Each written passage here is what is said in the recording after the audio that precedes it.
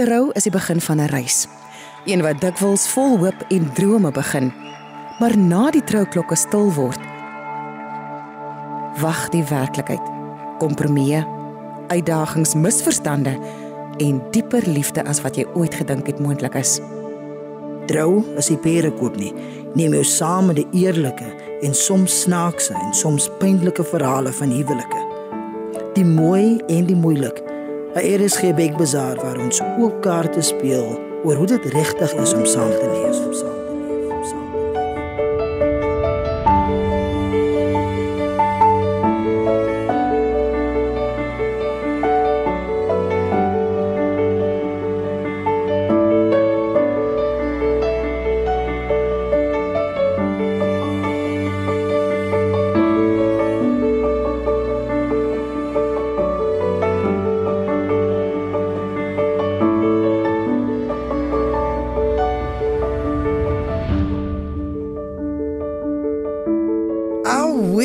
My ma se kinders. Welkom hier by Trou is nie perekoop nie. Daai ene. Ja, daai ene. Daai is een wat ek nog by heb uitgekom het. Wag! Vir 'n moment het jy nou baie huiwerig geklink, so asof jy nie kwyt kon uitfigure. Is ek nou hier? Man, maar welkom hier by Trou is nie perekoopie. As dit jou eerste keer is wat jy hier met ons is, baie welkom. Jy het uitgemis, daar's 'n paar episodes wat jy nogals moet gaan inhaal. O ja. En waar jy ook al is, maybe is in jou kar, maybe is in jou kombuis, maybe is in die badkamer, maybe lê in die bed en jy luister na ons. Of in die bad, mense weet nooit, you know. Ek gaan lekker miskien is die iemand se pamper lang uur. Yes, ja, want dis gewoonlik waar ek so nou en dan podcast luister as ek, you know, lekker in die bed, in die bad lê. Is hy een van die metrosexuals wat ook daar lekker in 'n bad sit met 'n bietjie cucumber en hy Korean gesigmaskertjies. Inteendeel is dit in my kids wat gebad het se water, you know, wat oor jy. I know, right? Jy voor ek 'n kind gehad het, het ek altyd 'n chommie so gekyk wat dan maak sy broodjies vir haar dogter. Ja. En dan hulle het mos baie filmies aan hulle die korsies afgesny Ja. En dan eet sy sommer die korsies want baie keer is dit Nutella of wat ook al. 100%. So ek so gekyk, nou gaan ek, wat maak jy? Sy's like, dis maar wat gebeur. Toe kom my oomblik aan. Ek is in hy selfe klap, selfe WhatsApp groep. De vibes. Ek dink ek en my vrou het op 'n stadium, dan is daar goedjies van hulle, dan sê sy net vir hulle, give it to your dad. So jy weet as 'n kind ietsie eet en dit gly uit sy mond uit en dit val op die grond en dan 5 sekonde roe. Ja man, en as jy nie daai eet nie, is daai kind en is betaal, so ons gaan dit optel. So ja, maybe is in die gym, welkom hier soos ek en Eloise Kibedu, so sy altyd sê ons is nie mekaar se Kibedus nie. Net van geval jy dit graag so wil hê. Daar's nou nog mense wat na 'n video kyk waar ons die hele podcast bekend gestel het en dink want dis so ons het 'n spoof gedoen hè op die troumars en wat in ons speakeries aangetrek gewees hy oggend. Come on. Nog 'n bietjie gepanel beat en what. Ja. En toe mense nog gedink dit is actually ons nee, ons het 'n joke gemaak. Dit was net ons het julle aandag gekry. En het dit gewerk? Ek dink hy was 'n video wat viral gegaan het. I mean, come on. Reaksie het dit ontlok. Mense het daai video's in te sê ek het vir mami gesê die twee is getroud. Ek kyk hier sien bewyse. Daar's die bewyse nou. En ek dink ja, wat so lekker is van hierdie ek en Solomon gesels oor alles. Yes. Alles te doen met troue. Soos hy noem van die vorige episodes, daar is goed gewees oor liefde oor die kleur en rasgrens. Ons het gepraat oor wat gebeur as jy die liefde van jou lewe verloor. Sure. Enigste ou, eerste soen en hy's weg. Wat maak jy daarmee? Wat maak jy met daai proses? En ook ek dink ons het gepraat, natuurlik praat ons oor die troudag, maar ek en Solomon voel baie daar word soveel emphasis gesit op hy troudag en baie min op die huwelik. So ons het 'n mengelmoeskardoes gesprekke. Ek was nogal vandag begin, daai oggend toe ek en jy hierdie vrygestel het of bekend gestel het op 'n wakker. Goeiedag. Nee. Einde Julie. Voel soos gister. Toe het oom Marius Fischer van Pretoria vir my 'n e-pos gestuur en ek deel dit graag want hier het my nou nog as 'n bietjie laat dink. Hy sê as 'n oupa wat 51 jaar getroud is met 4 getroude kinders en 'n sweterjoel kleinkinders, is julle gesprek baie belangrik en iets wat ek al baie lank oor dink.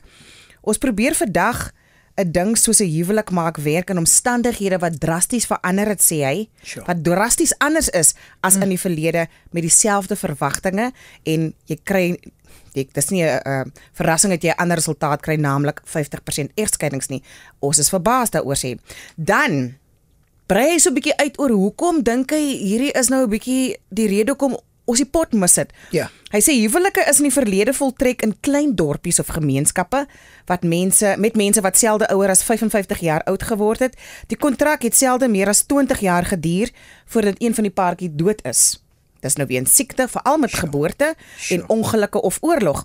Daar's dus herhaaldelik weer getrou. Dis iets waar nie baie oor gepraat word in die moderne samelewing nie.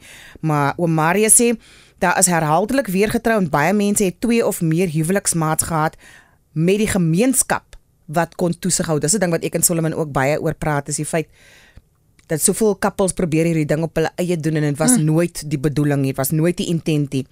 Hier sê oom Marius verder, met mense wat vandag ouer as 100 jaar verwag word, met mense wat vandag ouer word as 100 jaar, verwag ons 'n huwelikskontrak moet 80 jaar geld.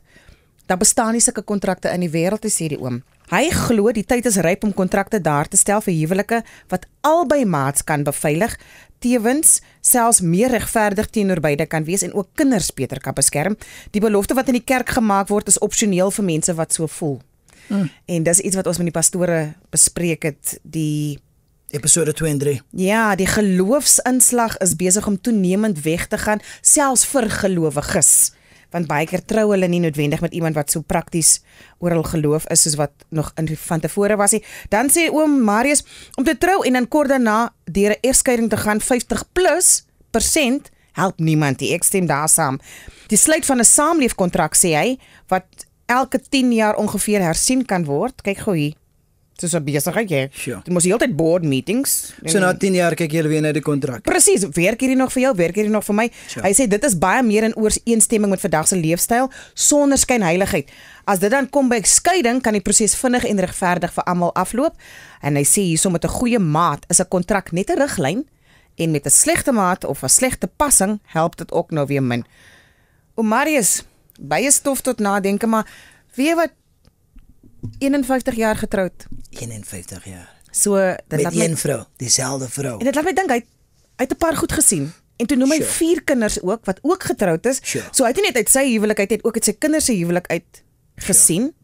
En dan met die kleinkinders. So mens moet luister na 51 jaar is 'n leeftyd. Dis langer as wat ek op die planeet is. Eintlik eerstens vir oom Marius baie geluk sê. Nee. You know, van ek met sulke mense as ek met mense praat wat so lank in 'n verhouding is, ek bly net stil, man. Ek wil net hoor wat die ou te sê en ek wil kyk hoe hy met sy vrou praat of sy partner en hoe hy net die situasies hanteer. As ek in sulke tye soos 'n kind, you know, kinders doen nie wat jy vir hulle sê nie, hulle kyk na wat jy doen en vir my is dit altyd so grootliks om in so 'n teenwoordigheid van iemand soos daai, you know, net te sit en te kyk en net te kyk hoe hy sy vrou hanteer. So baie geluk oom Marius met hy 51 jaar. Maar weet jy wat Solomon ook vir my hier opval is ek hoor nie dat hy sinies is nie. Sure. Ek hoor nie dat hy sê moenie trou nie. Sure. Na 51 jaar en alles wat hy gesien het en hoe dinge was vandag teenoor gister nie. Ek hoor nie dat hy sê dat hy sê hy het 4 getroude kinders. Sure. Nee. So dit beteken as ouer paar het hulle daai 4 kinders ook gelei deur die proses om hulle huwelike te bevestig en daar kom kinders ook daar uit. So hier is 'n generasionele oordrag van kennis wat in hierdie gesin gebeur het. En ek weet nie van jou nie, maar ek dink dis die ding wat my altyd so opval. As dit lyk of mense sukkel. Ja. Is dit baie keer omdat hulle nie 'n blueprint het nie. 100%, man. En dit klink vir my in daai gesin vernaam soos wat ons met daai pasgetroude paartjie Daniel en Roland gepraat het, is daar's 'n blueprint om te volg. Daar is. Dit beteken nie die huwelik is makliker nie. Ja. Maar dit beteken hulle het 'n paadjie om te loop wat 'n groter kans op sukses kan gee. Hulle moet nog steeds die werk insit. Ja. En wat ek hoor van hy brief van oom Marius is dat hy kom met oplossings. Nee? You know what I mean? Hy kom met oplossings van hy wil die ander couple of mense daar buite help en sê, dis wat vir my gewerk het, dis wat ek dink ons moet doen, oor elke 10 jaar, maar nou is net weer kyk na die kontrak, dis wat ons moet doen, en I love the fact that he comes with solutions, en soos hy sê nie, moet nie trou nie, you know, Danelle en Roland, albei hulle ouers is so 45 en 46. 46 years getroud. Ek weet my ouers het geskei. So die blueprint daar was 'n bietjie distorted. En ook in ons omgewing, in ons community. Is daar baie, daar is goeie voorbeelde van mense wat getroud is, maar nie in my nabye familie wat ek eerste hand kon sien nie. Ja, kyk, my tannies en ooms, dit was ook maar nie baie suksesvol as dit kom by die huwelik nie.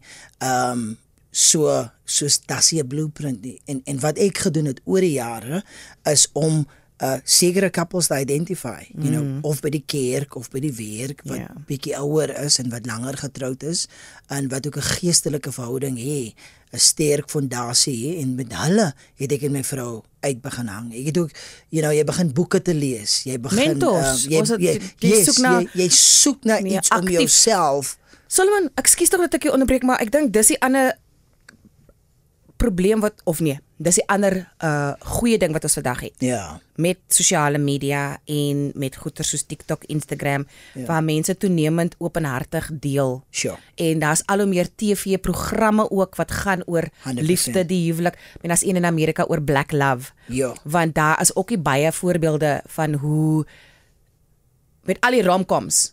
As jy nou kyk na die grootste hoeveelheid is 'n wit paartjie, nê? Niks daarteen nie. Maar as jy in 'n sekere gemeenskap groot geraak het, is jou uitdagings op die huwelik is anders. As jy kyk in Suid-Afrika, baie swart huwelike gaan gebuk onder die man wat moet weggaan vir werk.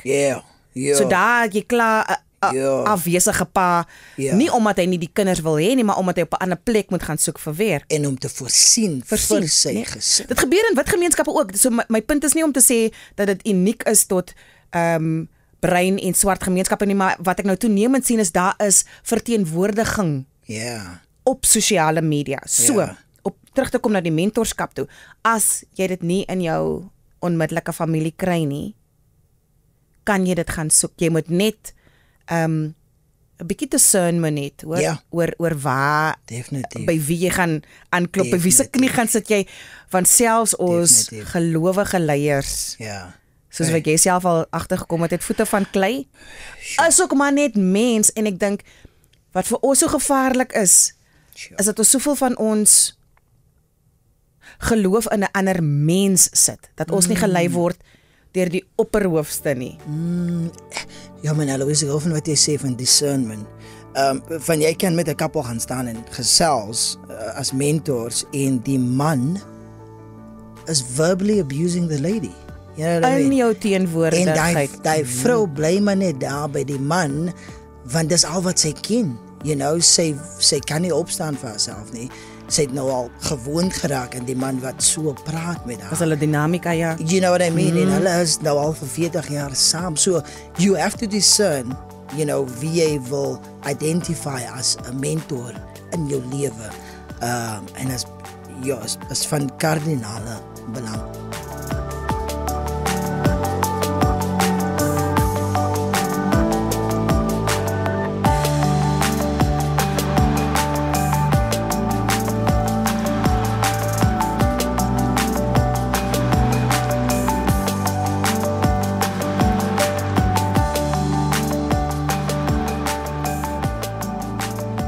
Ek het nou die dag gewoon net op 'n punt wat jy praat in die black movies, is die een ou sê in 'n podcast wat ek geluister het, hy sê mans moet beginne leer om te luister na die vrou, wanneer die vrou praat, want jy was so gewoond, jy was deur jou ma grootgemaak, en jou ma het so baie gepraat en baie geskel as jou pa daar was, of sy het so baie gepraat met die vroue, oma, en jy het eens begin leer om te luister nie.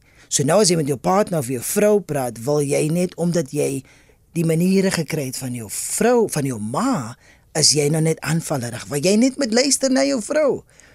net met luister, hoor wat sy sê en vas, ja, ek hoor wat jy sê, en dis wat jy voel, okay, cool, maar dis nie wat gebeur het nie. Maar ons is so gereed om net aan te val en te skel. En daai so,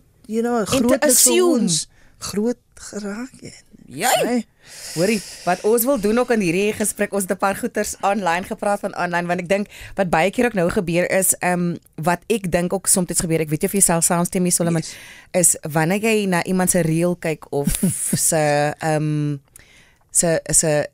tentoonstel van of hulle verhouding of wat ook al, of net hulle thoughts, ek dink, baie keer moet ons ook versigtig wees, want soms gaan iemand sê wat vir jou gaan, ek voel ook so in my huwelik, of ek voel ook so in my verhouding. Ons moet versigtig ook wees, want soms is dit net mense wat besig is om te proses online. Iemand wat wil praat, wat iets wil deurpraat. Dit beteken nie noodwendig, dit is hoe hulle permie voel nie. Dit beteken net, en van nou loop jy die risiko dat soveel mense met hulle saamstem, en dan loop jy met die move na jou huis toe, en gaan pas dit toe, maar wat my altyd opval nie, is, wees versigtig, because die deal wat jy met jou partner gemaak het, agter jou geslote deure, is jou deal, en julle twee se deal, né? So as jy gaan bitch and moan, wat ons baie keer soms doen by 'n chommy, of by iemand hopelik wat jy kan vertrou met die inligting, please, maak seker is iemand wat jy kan vertrou met die inligting. Op daai noot, weet jy wat gebeur is, jy en jou partner is kwaad van mekaar. So nou kyk jy een video, en jy stem saam met die video, van hy praat sleg oor die ander partner. En nou begin jou algorithm dit op te tel. So you feeding yourself with that negative things.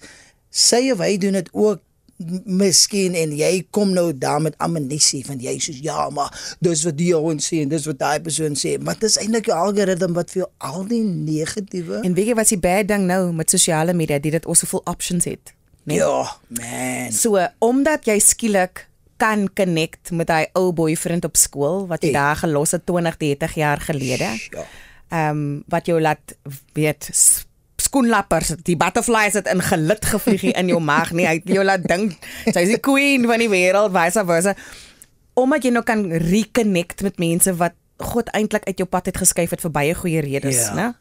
Of omdat jy in situasies kan bevind waar jy iemand se post kan like, jy kan nou sien hoe lyk 'n ander body, wat nou nie noodwendig by jou by die huis is nie, of jy kan sien hoe lyk 'n ander maaltyd wat in 'n ander kombuis geprepare is, né? Jy kan die menu nou nie net kykie, jy kan hom ook order en huis toe vat. Dis die options. Ek sien iemand nou die dag, 'n poet wat sê, mense upgrade nie meer vir iets totaal anders nie. Hulle vind soms hulle los wat hulle het vir 'n maybe 2 to 5% improvement.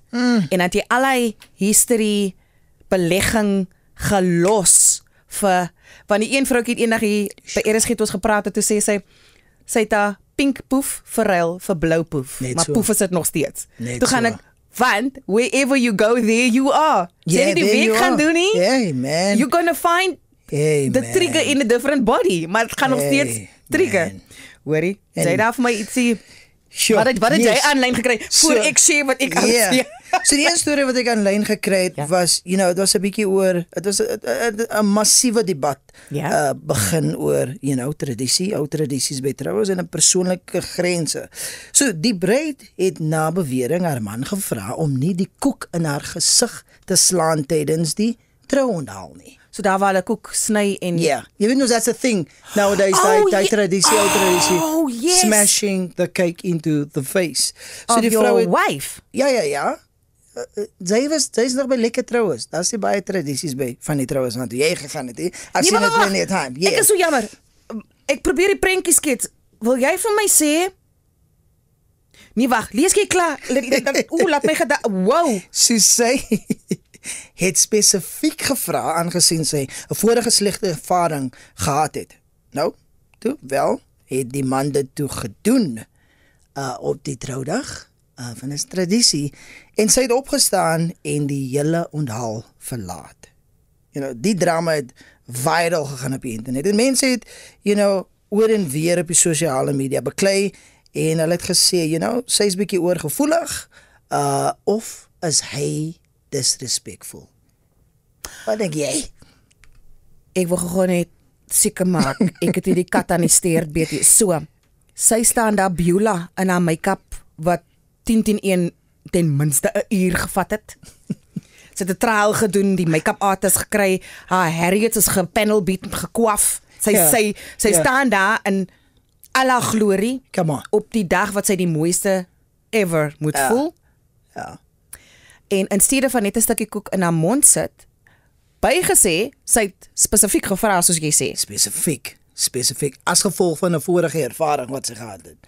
En hy besluit, op die dag, waar hy nie net vir haar nie, maar ook vir haar community en haar mensies wat haar nou oorhandig in sy sorg. Sure. Waar hy moet demonstrate dat hy vir haar is, doen hy iets so blaatant wat sy spesifiek geverbaliseer het. En hy druk koek oor haar gesig, oor haar make-up, oor haar alles. Ja. En hy's verbaas toe sy mins. Kyk, ek hoor jou, but maybe is dit ook dat hy dit net soos oor haar neus en haar mond gedruk. I do understand that. Sy het vir hom gevra. Specifiek, do not do that. Ek is nou nie, sy moet bly of gly nie, ek, wat weet ek, maar weet jy wat? Jy het seker ook al agtergekom, by the time something is an incident, there's a klumpie klein incidences wat gelei het tot die moment. Come on. Daai was maar net die strooi wat seker die kameel se rug gebreek het. Daai was nie, dit was nie die cake smashing nie. It could have been something else waar hy, wat sy gesê het, totaal gedenied. En imagine, sy trou met hom. En sy bly, en hy doen het permie met haar op ander, so maybe is ek ook belangrik hier. Like in the scheme of things, so weet mos, in 'n verhouding, in the scheme of things, is this something that is worth a battle? Come on. Nee, dit is nie, kwaai, let's move on. Ja. Maar maybe was daai net die symptoom, die disease onder het is. Hy luister nie vir haar nie. Ja. Hy respekteer nie haar wishes nie. Ja. Soos hy dit met koek gaan doen. Wat gaan hy maak met Gialie? Wat gaan hy maak met Weertjie? En wat gaan hy maak met kinders? As hy siek is en sy sê vir hom, hou my vas, gaan hy vir haar vashou. En wat laat haar dink?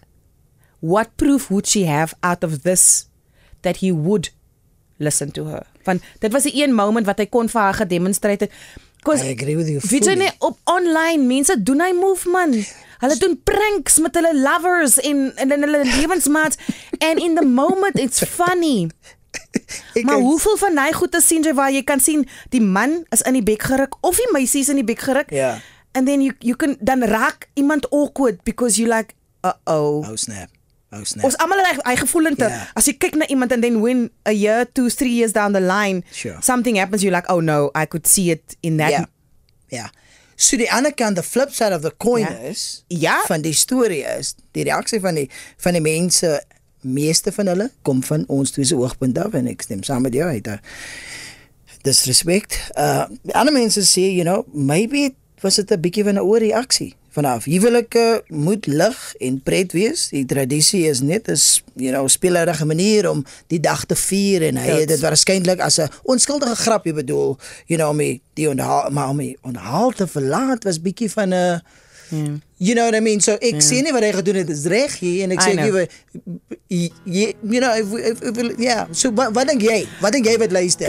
Stuur ons 'n e-mail. Wat dink jy wat dit? Kyk, ons is nie gekwalifiseerde terapeute nie. So ons kan nie dienooreenkomstig hier ietsie sê nie. Maar wat ons wel sê is, kyk, daai bra met hol as dit ek as what? Because hierdie panel beat, weet jy hoe ver dit om die gestiggie aan mekaar te sit. Maar en ek dink ook nee, ja, maybe sy ge-overreact, maar baie keer 'n overreaction is daar's 'n lang aanloop. Come on, girl. As 'n bietjie van aanloop.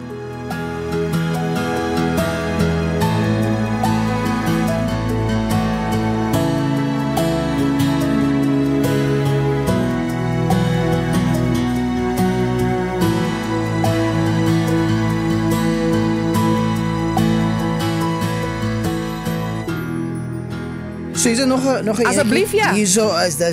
Die is vir my, man, I was like, what is happening here? So nie die storie, nog 'n video wat het jou algoritme ingebring, ja? Okay, 'n bruidspaar het glo besluit om 'n reël te hê dat hulle nie vir 2 ure na die troue hulle fone sou gebruik nie. Die bruid het die reël gebreek. Auwe, wag, was sy op Instagram kyk? Hold Was sy on, kyk na hold on. wag. Maar wait, dis En sy het op Snapchat 'n video geplaas van haarself met 'n filter.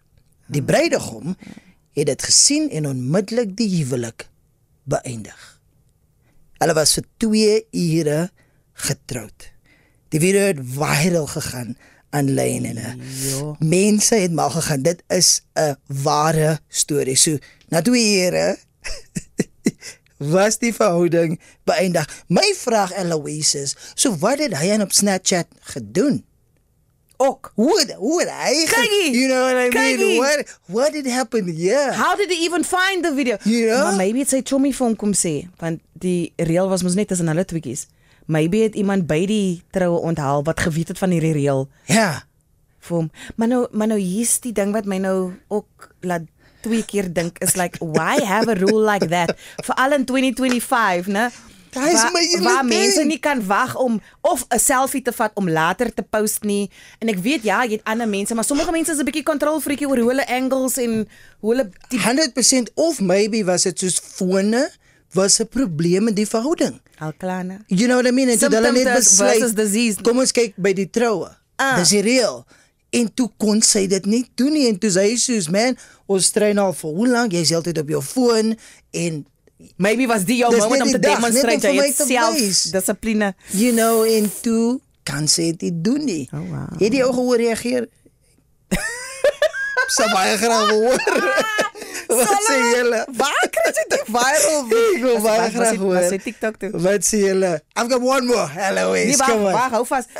Daai ene. Ek wil hierdie enetjie deel. Lekker. Waar ons ek het 'n op 'n artikel afgekom. Hierdie vroutjie het 'n blog oor die 300 and something duisend mense, nie dat dit enigiets beteken nie, Sure. wat op haar blog is elke dag op Facebook. Sure. En sy het 'n grafiek aan neergesit want sy wou demonstreer. Ja. Sy noem in haar blog dat sy is baie vir vroue. Want jy weet daar's baie ongelykhede tussen mans en vroue, wat werkklas in die huwelik betref, sommer net in die wêreld nog steeds en toenemend raak dit al hoe meer ook erger dat dit nog steeds weer gebeur. Ja. Maar sy sê die volgende: want baie mense of baie mans wat sukses bereik is mos lekker daar, weet I did it on my own, ek was ek het uitgestyg en ek kan nie wag vir die volgende en jy kan dit ook doen. Weet daar's Christelike motivational speeches van 'n it's all him. It's all him. You know what I mean? En hulle sê mos agter elke suksesvolle man. Presies. Presies wat hierdie artikel nou van praat, want luister gou, sy sê, verbeel jou, jy dink dis net harde werk en die feit dat jy net beter is en beter geld kan verdien, wat maak dat jy sukses het of sukses bereik as 'n getroude man. En dit is die wanindruk waaronder baie getroude mans en die wêreld is, sê sy. Come on. Sy sê hier paas het nie magically meer talent nie. Hulle is nie meer gedissiplineerd nie of hulle werk nie noodwendig harder as ander mense nie. Hulle is ook nie daar besig om een of ander kode te crack daar buitekant vir finansiële suksesie. Hier sê sy, die kans dat hulle beter geld kan verdien kom baie keer neer op een eenvoudige rede. Hulle het gewoonlik vrouens by die huis wat die entire back-end operation van hulle lewens run, sodat hulle op hulle loopbane kan fokus. Dan gee sy vir ons 'n paar statistieke. Sy sê, op haar grafiek het sy nou gewys, ek het nou nie die grafiek hier nie, maar sy sê, paas verdien konstant meer as moeders. Paas maak meer geld as enkel mans in dieselfde jobs. Dit is nog meer, so dis nie die money, dit is die environment, die omgewing wat maak dat hy man kan uitstyg tot op die vlak waarop hy uitstyg. Dood eenvoudig om net 'n pa te kan wees, kan jou verdienste boost, nee? Terwyl om 'n ma te word, dadelik krimp jou inkomste vermoë of jou paychecks, en vroue weet dit, as hulle uitvat, hulle noem dit, en sy het nie ander 'n naam daarvoor. Selfs al is vrouens die broodwinners, doen hulle baie keer meer werk as vrouens wat nie die broodwinners is nie. Paas, sê sy ook nog van die statistieke, doen minder werk by die huis en minder kinderversorging as moeders. Hulle noem dit die fatherhood bonus en die motherhood penalty. Maar sê sy hier, mans noem dit nie dit, hulle noem dit net harde werk. En sy sê harde werk tussen nee, The motherhood penalty. Kom ek sê vir jou, so ek is baie bevoorrecht om 'n baie mooi hardwerkende vrou te hê.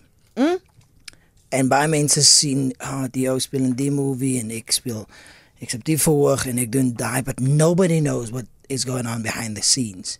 So, kom ek maak vir jou 'n vinnige voorbeeld. Ek het nou onlangs vir die ATKV gewerk en ek sit in die theater en ek adjudicate vir hulle. En wat beteken is, ek bly in Johannesburg, ek moet in Pretoria kom, ek begin 9 uur, wat beteken ek moet 8 uur, ek moet 8 uur in die theater, dus wat beteken ek moet al so 6:30, 6 uur uit Pretoria uitdryf. Wat beteken my vrou moet al die kinders wakker maak, hulle klere stryk uithaal, hulle bad en hulle kos insit. En hulle nog skool toe ry. En hulle nog skool toe vat. Vergeet van, net om hulle te hanteer, om net hulle vir hulle stil te kry, om net te sê, trek aan jou broek, doen dit, maar dan moet sy haarself ook nog reg kry, om werk toe te gaan. Dan moet sy die hele dag mal gaan na sportaktiwiteite toe, buitemuurse aktiwiteite, dan moet sy terug huis toe kom, hulle weer bad, kos maak, sit met hulle huiswerk, al 3 kids, sy huiswerk, nou, met haar werk ook nog bezig is, want haar werk is net so demanding, online, en daar is maar net een enkele dag. Terwyl ek sit in 'n theater. Wow. En dit lyk of jy sit, maar jy is eintlik ook besig met werk, maar jy is fisies by jou huisie. Do you know what I mean? En dan is daar's honderde voorbeelde wat ek kan maak, wat ek in my persoonlike lewe alleenlik sien hoe hard hoe ek nooit kan wees of doen wat ek doen of bereik as dit nie.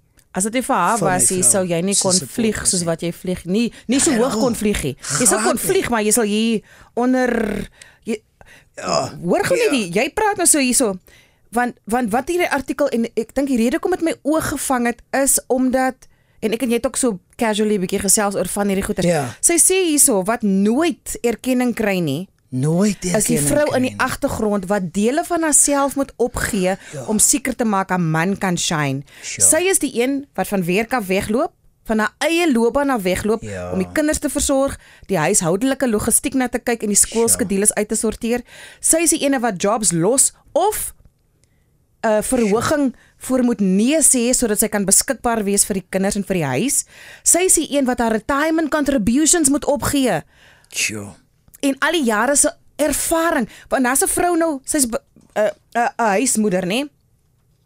Dan kom sy terug in die werkmag, dan sy soos 10 jaar, waar sy nie gewerk het, dan wil almal weet wat sy ervaring het sy. Maar sy het basically alles gedoen wat 'n hoë profiel job het, maar sy het nie die papiere daarvoor nie, sy het nie die geld verdien daarvoor nie, en nou sê hulle op papier, sy het dan nou nie experience nie. Dan moet sy weer by 'n low level begin, terwyl sy eintlik mid-management, if not upper level management moes begin het, na haar jare se kinders groot maak. Hier sê die vroukie, al wat 'n man hoef te doen, om in 'n job interview, om na die ideale kandidaat te lyk, wat gefokus is, toegewyd is, en geen distractions by die huis het, is om hierdie vrou te hê wat dit vir hom uitsort. Terwyl haar opofferings, sy vrou 10 en sy CV uitgetik, en vir hom gesê wat om te sê, die meeting is op pad, hier is jou pak klere, good luck baby, laat weet my hoe gaan het, allerlei goeders. Jesus sê, haar opofferings word nie gesien as harde werk. In fact, dit word uitgevee uit die hele storie uit. Sy maak klaar, sy sê, baie mans kredit hulle sukses aan hulle self, hulle eie harde werk. Hulle los 'n hele deel uit waar iemand anders stilletjies al die slak optel by die huis, terwyl hulle sommige balls drop. Jy weet, as jy bietjie laat werk, iemand moet die kinders gaan kry. Dit's wow. Hoopelik is dit jou partner. Ek is skuldig, man. Nee. En is nie 'n pointing fingers, dis 'n realiteitscheck vir ons almal, mans en vroue. Sy sê, hulle los allei unpaid labor, want dis mos wat 'n vrou is. Jy betaal haar nie vir die rondry, vir die sielkundige support, vir die skool support, vir die kinders se huiswerk en allei goeders nie. Allei onsigbare werk, die emosionele werk, om haar stres by die weer te hanteer, joune wanneer jy by die huis kom, en die kinders. So sy hardloop nie net haar eie storie nie, dan sy 3 kinders, wat in verskillende fases van ontwikkeling is, en dan ook haar man. Baie mense sê mos, as hulle getroud is, hulle het 'n ekstra kind bygekry. Daar is wat ek baie oor. Nee, maar sy sê in die artikel, mans wat sukses behaal en net hulle self die krediet gee, los die vrou uit wat hulle lewens moontlik maak. Sy harde werk net omdat haar goed nie gesien word nie. Haar harde werk word nie geken nie. En dis wat Samak gesê, wanneer ons aanhou pretend dat mans eenvoudig net beter verdien, omdat hulle beter verdieners is ons besig om 'n stelsel te reinforce waar vroue verwag word om alles op te gee, sodat mans alles kan hê. Ons normaliseer 'n wêreld waar haar keuses weggevat word, haar finansiële toekoms weggevat word, haar drome is maar, soos hulle hier sê, acceptable collateral damage vir sy paycheck. So die volgende keer as jy hoor 'n man sê sy sukses kom van hustle, grind and sacrifice, onthou, die werklike sacrifice was hare. Unless hy single is.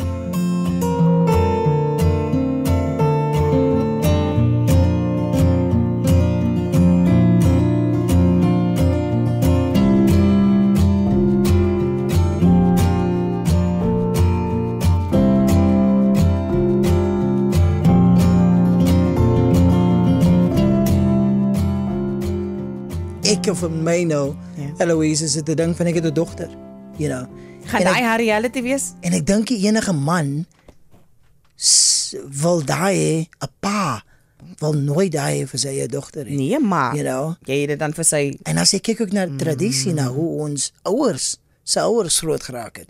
Die man het gaan werk, ma moet bly by die huis, ma moet kyk na die huis, ma moet sorg dat alles, you know, in plek is, skoon is, gestryk is. Hoor in die 50s het jy nog hy ding gehad, daar's sulke goeie sulke dokumente ook, nee. Ek moet gaan soek eers op die internet. Waar hulle in die 50s so 'n dokument gehad het van wat dit beteken om 'n goeie vrou te wees. En een daarvan is dat jy permanent aangetrek is, gekwaf is, gemake-up is. As jou man by die huis kom, ontmoet jy hom by die deur met 'n drankie en 'n glimlag, 'n gewillige glimlag. Wow. Al die drama moet van hom weggehou word want hy het gewerk buitekant die huis. 50s. Dit is in die 50s, ja. Dis eers so lank terug nie. En dis hoekom maar soms nog die hele tyd hierdie idee onder sommige gemeenskappe is dat 'n vrou net daar is om 'n man se lewe makliker te maak. Dis nie eers 'n onbeskofte ding nie. Dis nie eers ek praat nou nie hier van die abusive mense nie. Ek praat net van die deursnit verwagting. Die verwagting is, okay, so jy het ook 'n 9 to 5 job, soms 8 to 6, 7 job gehad. Dan moet jy daai move los. Huis toe kom kook. Eloise, wat sy genoem het, is die emosionele battles wat ek alleen mee sit. My vrou moet sit met haar battles. Met myne en met die kinders. En ons het Imagine you sit with that. Just net daai is een gedeelte van jou dag. Imagine. Jy kan nie imagine, maar dis ook om vroue so swaar dra. Dis ook om vroue ook, en ek kan ek vir jou iets anders te sê. Preach. Nou sit ek mos nou op hierdie Facebook groepies nou na jy nou kind het, as jy op die mammy groepies want jy wil raad hê vir as jy kan is daai normaal of is dit nou nie? Jy wil maar net weet want baie mense weet nie man. Die goed word nie meer aangegee van ouer geslagte na ons. Miskien is dit omdat ons nie meer in gemeenskap leef nie. Anties en ma's en oumas is nie meer langs ons bly, ek en jy bly saam. Ons bly aan die ander kant van die land van ons core families. So ons is nie meer toegang tot die vroue en mense wat geweet het nie. So nou vra ek die vragies, maar een van die goed wat my die hele tyd opval. Dan vra iemand byvoorbeeld, ek gaan nou 'n voorbeeld gebruik. Sê die vroutjie, sy is 3 maande postpartum. Sy voel nog glad nie lekker in haar lyfie. Soms is dit weke, nee. Ek gebruik nou een van die voorbeelde wat praat van maande. 3 maande. Babietjie is 3 maande oud. En die vroutjie sê haar man soek sy rights. What? En hy het gesê, weet, ek soek nou my goed terug. Dis nou 3 maande. En sy sê ek voel glad nie die goeders het werkie. Dit gaan nie aan nie, ek is nog gefokus op die kind en ek weet nie wat om te doen nie, want my man verwag en as 'n vrou moet ek seker maar maak oop, maak toe, maak tee. En dan sê baie vrouens wat vas sê, ja, dis jou job as 'n vrou. En ek klim maar in, ek sê, ekskuus tog? Come on. Ekskuus tog, hou gou vas. Een van die min stemme. Ek vra vir vroutjie, help by jou? Help by babietjie vashou? Sê vir jou, jy's amazing vir wat jy nou net gedoen het, jy het 'n lewe gedra. Vir 9 maande, geboortegeskenke aan. As jy besig is om te borsvoed, voer jy daai kind met jou liggaam ook. Daar's goeters wat gebeur wat ons nie oor praat nie. So almal praat van hierdie bounce back. Daar is nie 'n bounce backie, Solomon. Ek gaan nou namens alle vroue net praat. Daar is nie 'n bounce backie. Dis 'n lieg, dis 'n mite. Dis druk en die eerste ding hoekom ek dit noem. Ek gaan nie eens meer in detail ingaan nie. Is vroue wat vir ander vroue sê, dis hoe dit is. Hey. Sak dit op. Dis nie eers die man wat haar abuse en dit is 'n abusive move, Solomon. Kan jy imagine? Dis nou net ook 'n vrou wat natuurlik geboorte gegee het, wat 'n bietjie terugbounce. Ek praat nie eers. Hy is mal. Ek praat eers van die vroue wat 'n keiser gehad het waar jy major abdominal surgery gehad het en jy moet herstel daarvan nie en dan word daar verwag jy moet maak oop, maak toe, maak tee sonder dat jy 'n sê het. Kyk, daar is vroue wat reg is. Big ups to them. Maar daar's baie vroue wat 'n tydjie vat om aan te pas met ma wees. Jy weet self, een kind is nog alright, maar dan kom en julle 'n tweeling gehad. Imagine. Jy het 3 maande later vir Wendy gesê, "Kan jy gaan? My vrou Papa is hier." Het 2 kinders gevoed op dieselfde tyd. Ja, man. So daai's altyd die ding. Veral met social media is te hoor na van wie die advies kom en as 'n vrou en hulle het dit vir jou voel jy's minder van 'n vrou, you know. Of jy doen nie jou duty nie. Van hier, jy kom nie jou plig na as vrou. My man laat my klaar so voel by huis en hier laat jy ook nog vir my nog eer. En weet jy wat sê hy vroue? As jy nie vir hom gaan gee nie, gaan hy dit op 'n ander plek soek. And I'm like, let him. Ja. Daar's die deur. As jy nie respek het vir die feit dat iemand lewe geskep het, jou nasate. Sê my gou, is daai 'n fondasie ding? Is daai 'n you know, in die verhouding dat jy by so 'n plek kom dat dit so raak? Ek weet nie, Solomon. Sy is die man, vertel jy vir my? I don't know. Met wie gaan praat jy? Ek praat nou namens sy vrou om nie altyd na social media toe te gaan nie vir advies te kry nie, want daar gaan nie. Maar ek bedoel, waar is jou support? Waar is die pastoor in julle huwelik? Die ouer wat is die pastoor ook so dink? You know, waar is die community? Waar is die ouer moeders? Wat is jou ma ook so dink en jou ma het dit maar gedoen? Ja, man. You know, en ek voel dan 'n safe space wees vir ouers, vir ma's veral, waar hulle met iemand of sekere mense, maar ook jy ook kan stuur en sê, wow. In die gemeenskappe of etniese gemeenskappe het mos so 'n 40 days move, waar in 40 dae na geboorte moet die ma gepamper lang word, want dit is so 'n lewensveranderende ding. Vir almal. Dit geld nie vir almal nie. Daar's mense wat 2 dae soms na geboorte terug by die werk moet wees. What? Yes. Sy sê sy man is die vrou wat geboorte gegee het. Ek weet van iemand wat 3 weke na 'n keisersnit weer terug by die werk moes gewees het. Die wet sê sy moet wegbly van haar werk. What? Ek weet. Ek sê maar net ons kyk na mense se yes. Jy moet jy kan in 6 weke supposedly volgens die dokters na die tyd mag jy nie ry nie, jouself ry nie, maar sy moet by die werk wees. Haar man het daar rondgery, maar sy moet by die werk wees. En vrou het vir haar gevra, gaan jy 'n week kraamverlof of 'n maand kraamverlof vat? Vroue het vir haar gevra, nie die mans by die werkie. Kan jy sien? Daai is 'n issue. Maar ek dink sê vir ons iets ligter. Daai is die ding wat vir my wat soos is, who's your circle, man? Soos Anel Alexander gesê het, who's your close circle? You know, wie se opinie vat jy? Wie se advies vat jy? As ek iets hoor van Eloise, dan gaan ek dit, you know, I'll take it to heart. As ek iets hoor hier van Piet Pompies op die straat, I would still say, al is dit Eloise, al is dit iemand wat jy vertrou, still use discernment. Want 100%. Kyk, ek gaan vir jou ietsie explain wat vir my en my partner werk. Come on. And it may not be 100% applicable to you. Weereens, wat is die deal wat jy in jou lewensmaat gemaak het? Because daai gaan beïnvloed watter raad vat jy. Dis soos acting. Jy kan na al die actors kyk wat jy admire. Maar eers bekom moet jy dit internaliseer en joune maak sodat dit eerlik uit jou uit kan voortspruit. Want dan kan mense sien, daar doen sy 'n Solomon. Yes. Jy kan iemand anders se stempel sien. Maar as dit in lyn is met jou waardes, met jou setup, want dit is nou net gehoor het van 'n bekende omroeper hier wat gesê het, you know, die omroeper het ander omroepers getrein, maar jy kan as jy oë toe maak, dan kan jy hoor, you know, dat het en jy kan dit sien aanlyn ook. Baie mense praat hier omdat hulle definitief dit weet of glo of geleef het nie. Hulle is maar net echo chambers. So hulle echo maar net wat iets Wat gesê. hulle- So weer eens, niemand, ek dink ons is baie maklik om te sê, maar Solomon het gesê. Nee, ja, so met wat Solomon nou tot sy beskikking het, Sure. kan hy daai uitlating maak, nee, maar môre leer hy iets anders of gee die lewe en jy weet mos Die lewe gee vir jou, ja. God is baie ruim met sy geleenthede lewe. vir groei. Hey man. Hey. Iemand sê nou dat ek wens hy het my nie so baie vertrou nie, want hoe sê hulle? Hy gee sy grootste battles vir sy kinders wat hy die meeste vertrou. Toe sê my chommy, hy moenie my so vertrou nie, is alright. Ek is alright. Ek het nie meer lesse nodig nie, maar Don't sign me up for those things. ek dink net ons moet net weer verantwoordelikheid vat met alles, want ek kan jou raad vat. Ja. En dit kan dalk klink na 'n oplossing vir my, maar aan die einde van die dag moet ek met die konsekwensies saamleef. Ja.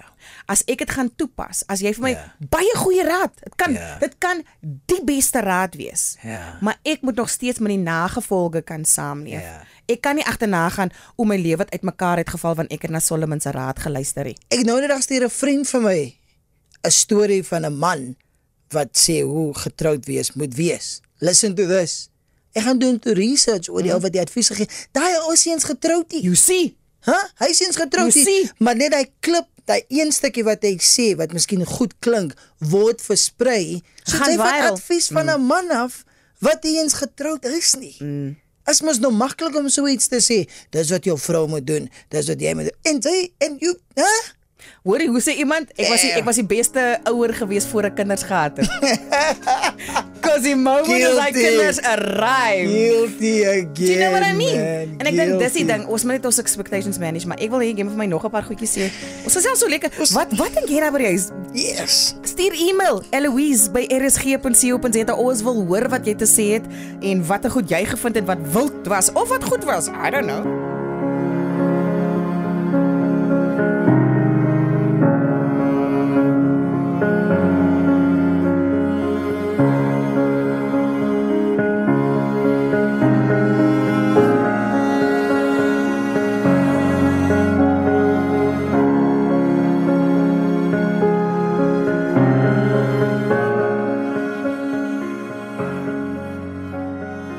Hierso is nou vir jou 'n lekker storie, Eloise. 'n lekker storie? Hoor wat besluit die mense hierso. Alwe.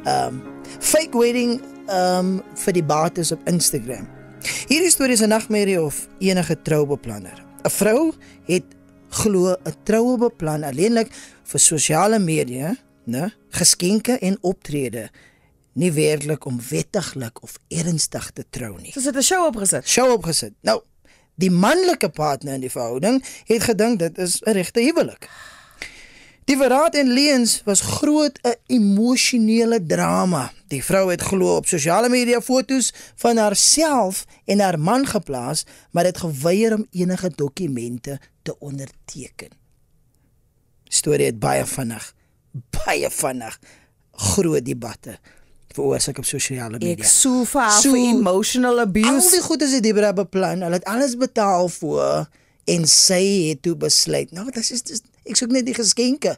Ek soek net die dag, ek soek net die cool foto's vir Instagram. Is dit 'n prank? No, this is a real story. This is a real story. En die vrou is mentally alright. Didn't in the end, because we do everything for likes and loves and comments and we just want our social media to blow up. Maar die ou was hy was so aangevat dit hom. I mean, hy was Solomon, hoe emotional vertrou hy ge- weer 'n vrou daarna? Come on, man. Nee, hoe vertrou hy weer enigiemand daarna? En weet jy wat? Dis 'n ware storie, Eloise. Dis vir my is soos Nee man, Huh? nee, hy's 'n fake. Dis 'n fopnuus. Dit kan nie wees nie. Dis 'n ware storie. Dis 'n ware storie. Dis my hartverskeurend dat iemand tot daai uiterstes toe gaan. Solomon. Hierdie sosiale media move nee, ons raak so verwyderd van realiteit. En ek dink vir my persoonlik, seriously, as jy na sosiale media kyk en jy gebruik mense as 'n barometer vir barometer. Ja. Ja, dis die proper se Engels. Vir 'n rigtingwyser van hoe dit moet lyk.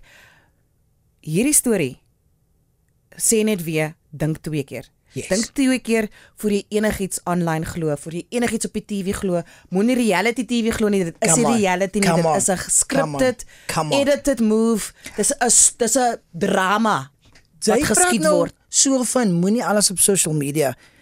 Die storie het gebeur dat die ou en sy vrou was, hulle was getroud. Die probleem het begin dat sy het baie goedjies gelees online, verhale van manne wat ontrou was, en verhoudingsprobleme, het sy gelees op online, en wat het toe gebeur? Sy het dit na haar eie huwelik toegevat. En toe project sy op you know haar what man. I mean? En onskuldige goedjies wat die man miskien gedoen het, as hy miskien nie dadelik reply op 'n teksboodskapie, het sy begin dink dat, hey, die man is ontrou, en constant paranoia, het argumente begin, en die huwelik is totaal en al geëindig. Want daar was te veel druk en spanning, want wat ook al die man vir haar gesê het, in haar kop was dit maar, online het hulle vir my dit vertel, as jou man nie onmiddellik reply nie, dan is hy besig met iemand anders. As hy nie die tyd by die huis is nie, die werk is 2 uur klaar, en hy kom eens, Hoe sê hulle, as jy vir poef gaan soek, gaan jy dit kry? En baie keer nie eens in die toilet en sommer in jou kombuis. Come on, because man. Hier is die ding. Ek sê nie hy het dalk tendencies gehad, ek sê nie hy dalk gedrag gehad wat dalk suspicious was nie. We don't know, we don't know. Weer eens, wat was die deal? Wat was die setup? Waar baie mense gaan in 'n verhouding in en dink net omdat hulle nie iets geverbalise het nie, dat dit nie hulle situation is nie. Maar die feit dat jy bly is 'n non-verbal agreement to the setup. Sure. As jy nie jou mond gaan oopmaak nie, soos Polani gesê het, as sy nie vir Tiaan sê, Bokkie, jy moet 'n bietjie by my sit, jy moet vir my dit sê, hou my vas nie. Yes. Kan sy mos nou nie kwaad as hy dit nie doen nie. Kan nie. Want dis nie vir hom natuurlik, maar dis wat sy nodig het om geliefd te voel. En van hom kant af ook. So ek dink, daai is dodge. Daai is baie dodge. En quite frankly, as jy gaan soek vir moeilikheid, ek kan jou garantie, as jy aanlyn gaan soek vir bewyse, gaan jy dit kry. As jy nie gaan soek vir bewyse nie, gaan jy dit dalk ook kry. Maar jy gaan dit dalk nie maak nie. Oh man. Maar anyway, dis 'n grap wat ek in een van my sets vertel, wat ek nou besig is om te skryf. But this is a true story. Ja? Ek was nou die dag by die barber, en die ou, ek kan nie geluk vertel, hy en sy vrou is besig om op te breek. Nou, hy moet my hare sny, 'n sekere manier van ek. So hier is die barber wat vir die klein vertel en nie die klein wat by die barber kan. You know what I mean, want hy gaan barber toe is nou, en ek is daar en ek kyk die ou en ek sien hy is nie lekker nie. Maar nou ek skiet nou aan 'n sekere dingetjie en so my hare moet 'n spesifieke manier. Continuity, you know what I mean, en hy het my hare nou al vir die afgelope 4 weke gesny. Wat gebeur toe is, hy en die girl is besig om op te breek. Alois, al wat ek kan dink is, brother, continuity. Die ou begin emotional te raak. Ek raak my hare op, Jackie bra. My geel is op die speel. Kyk, en die vrou bly bel. En hy soos, sy weet en wat is my WhatsApp, my Facebook details, hoekom log sy nie in nie, ek ken nie die vrou mens waarvan sy praat en die hele gesprek word gevoer en hulle skel, ek sit in 'n bekende barbershop en hulle beklei in daai oomblik oor wat op social media aangaan. Hoorie, ek dink ons gaan weer 'n ander gesprekkie want hier's klomp juice wat ons aanlyn kan kry en ek dink die ding vir my is ons moet maar net chat oor die absurdities wat daar gebeur wat 100% ordentlike verhoudinge, ordentlike manne, ordentlike vrou. Ja. Die baba word met die badwater uitgegooi. Jy nog iets, ja? So, ek het 'n lekker hartverwarmende storie. Yes. You know. Voordat daarby kom ek weet kom ons sluit af nie, ek wil net gou noem. Ja. Ek het daar was 'n popular radio crew wat een oggend gepraat het oor hoe jy deesdae 'n significant other by 'n running club kan opspoor. Ek het op TikTok ook gesien waar mense sê single girls. Al wat jy moet doen is kom by 'n running club, doen hulle foto's gewys van hoe hulle hardloop. Nou nie baie in shape of niks nie, maar begin hierdie vrouens te hardloop en dan wys hulle hierdie buff mans met die sweet wat so aftap. maar van die buffmans is getroud, maar you know what happens at running club stays at running club. Ek is nog nie by 'n running club nie. Ek is 'n bietjie versigtig vir 'n running club. Ek gaan maar net na 'n gym toe waar ek op my eie my move doen because you never know. Maar mense dra ook deesdae nie meer hulle ringe nie. No man, you never know. Hy sit sy status op as complicated. Can't die complicated beteken hy's getroud. 100%. I mean, dit het al baie met my gebeur waar ek my ring beongeluk by die huis vergeet. Jy weet, stoor en dan val. Maar ek hou nie daarvan nie. Is amper soos jy wil omdraai, jy wil eens gym toe gaan nie, of waar toe gaan sonder jou ring nie, because kan ek net vir jou sê, jy sal jou volgende ringe aan het. Mense ignore, een kant sit, 'n nie verleidelike outfit aan het, en hoe dinge vandag lyk. Ek kan vir jou hoeveel vroue sê, dat kom kloppie man nog one time aan, met hy ring, jy sê ek het 'n boyfriend, jy sê ek het 'n man, hulle as ashes, vir alles die Dutch courage 'n bietjie begin vloei het, so. Ek het die vraag op Facebook gehoor nou die dag, en jy moet vir my sê, wie is skuldig? Ja? Die vraag is, die man wat getroud is, lê aan by die vrou, né? Wie is verkeerd? Want die vrou sien die ring, en sy stem nog steeds in. Is die man verkeerd, wat op haar move gemaak het, of is die vrou verkeerd wat ingestem het? Hulle albei. Hulle is, soos hulle sê, complicit. Hulle is saam in die ding, so van sy kant af, dit moes nie eers 'n opsie gewees nie. Dit moes nie eers in sy kop gekom het, hy kan dit moontlik doen nie. Twee, toe sy gesien het uit die ring, moes dit nie eers vir haar 'n opsie gewees het, om op iemand anders se grond te gaan spit en te gaan plant nie. Die ander issue is, ek sien iemand nou die dag het sê, hy vertrou nie mans wat op hulle vroue cheat in besigheid nie. That's good. Want That's as good. jy op die plek waar jy 'n leier moet wees, en moet leiding neem en goed in stand moet sit, en 'n situasie moet skep waar mense jou volg en waar kinders opgevoed na die lewe se basiese waardes moet wees, as jy daai nie kan eer nie, wat laat iemand dink jy gaan besigheidsetiek, morele waardes 100%. En stelsels eer? As jy kyk na die sportsterre wie se verhoudings opgebreek het, kyk na hulle boek sales, kyk na die ouens wat musiek maak, hoe hulle, you know, die nommers sak, want is iets wat jy, is 'n vertroue wat jy breek. Ek dink jy breek net jou vrou se vertroue, maar mense kom dink skielik 2 keer oor daai stelling wat jy maak, daai video wat jy uitsit, hoeveel waarheid is daar nou eintlik? Kyk, ek nou op die Chris Rock en Will Smith situasie het ek gelees, dat Chris Rock is so, hy het, amper sê ek, wat jy dink van jy's ge-worry oor alles, jy is anxious? Hy het baie meer anxious geraak, maar dis die woord wat wat is die woord man, is 'n so hy het baie erg geraak, dat hy kan nie meer lekker fokus by sy werksplekke nie, mense begin question hom, as gevolg van die klap wat gebeur het. Will Smith se vrou, se boeke sales, hulle het gehoop sy gaan 100,000, 500,000 verkoop, sy het net 100,000 verkoop, as gevolg van wat gebeur het. So die oomblik as iemand jou in twyfel kan trek, maar hier is die probleem, dis nie 1 of 2 mense wat jy gesien het, dis die wêreld wat dit gesien het. Ja man. En ek dink dis die risiko wat mense loop, wanneer hulle een ding in die publiek doen en een ding by die huis, 'n ander ding by die huis. That's it. Ek kyk nou net na kos, nee, like what you eat in private will show up in public. Facts. Those are facts, man. Those are facts. En ek dink dis wat ons nooit moet vergeet, ons moet en niemand van ons is perfek, Solomon, liewe hemel.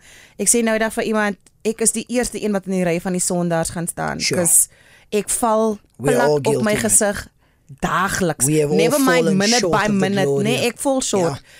So ek staan nooit in 'n plek en gaan, dit moet so wees, ek gaan, oh wow. Okay, ek wou dit so gehad, wat het my nou laat gly, wat het daai persoon laat gly? Okay, wat kan ons nou doen, is hierdie redbaar? Ek kan dit nie red nie, okay, maar ek wil nog nie wees, daai man, the tug of war, Anyway, geef my ons laat, kom ons stop op 'n hartverwarmende storie, asseblief.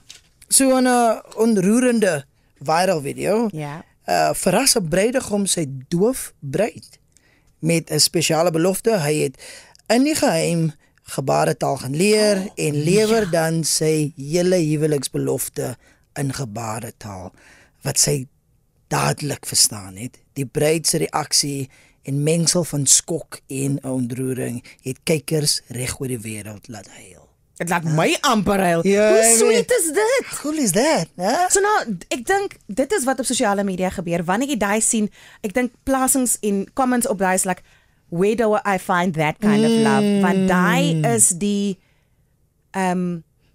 dis die manifestation van so 'n diep liefde om gebaretaal aan te leer terwyl jy dit nie nodig het om te praat nie, om jou geliefde in 'n dag in te sluit waar hulle normaalweg uit alles uitgesluit is. Ek kan mos dink enigiemand wat doof is, ons wêreld is nie opgestel vir mense met selfs net 'n bietjie van 'n gebrek nie.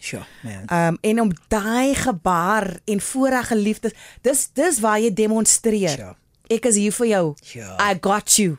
Ek is met jou. Ek is jou true partner. That's beautiful. Kyk! Ja? Die was nou 'n baie lekker gesprek. Ons het 'n paar Het was lekker.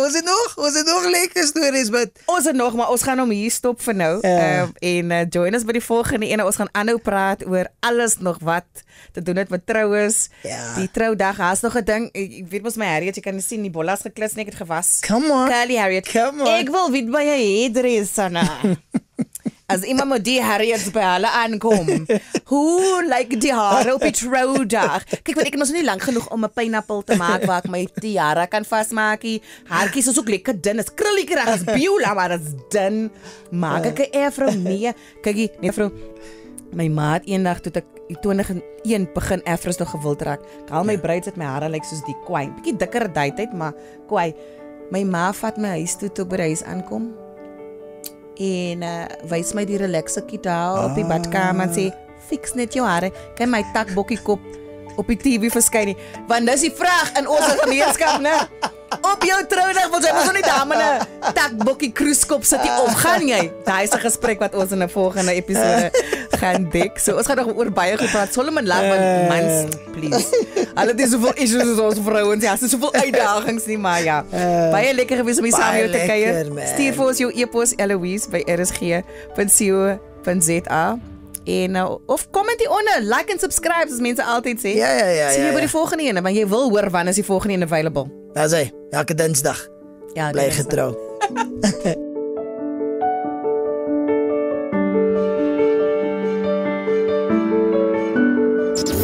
Die tegniese versorging van Al die Trou is nie perde koop nie episodes is meesterlik deur Eshwin Klassen behartig. Dankie meneer vir jou magic wand.